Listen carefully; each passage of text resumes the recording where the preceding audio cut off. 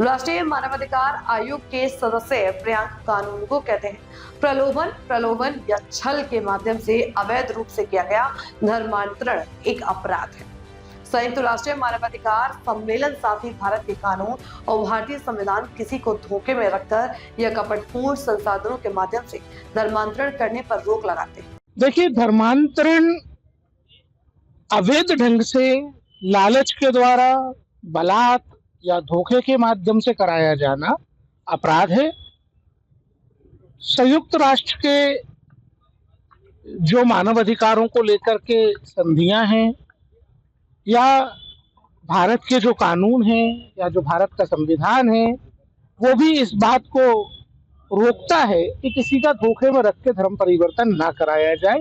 किसी के साथ छल से धर्म परिवर्तन ना कराया जाए, बल से धर्म परिवर्तन ना कराया जाए, लालच से धर्म परिवर्तन ना कराया जाए। और जैसा आपके प्रश्न में सदैव स्पष्ट है कि खाना खिलाकर, केक खिलाकर लोगों का धर्म परिवर्तन कराया जा रहा था, ये तो दुष्टता की पराकाष्ठा है।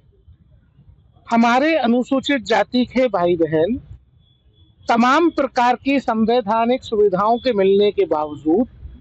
ऐसा क्या कारण है, क्या कमी है कि हम उन तक पूरे अधिकार सुनिश्चित नहीं कर पा रहे हैं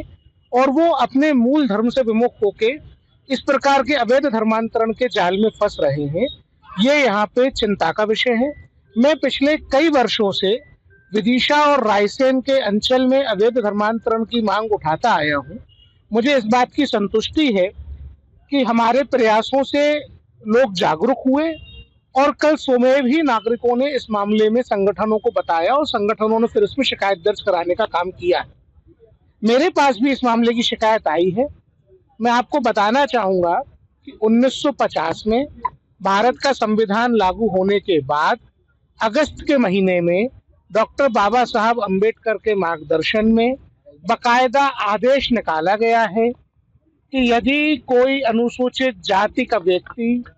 अपना धर्म परिवर्तित करता है और हिंदू, बौद्ध या सिख धर्म छोड़ के किसी गैर भारतीय धर्म में जाता है तो उसका आरक्षण का अधिकार समाप्त हो जाएगा।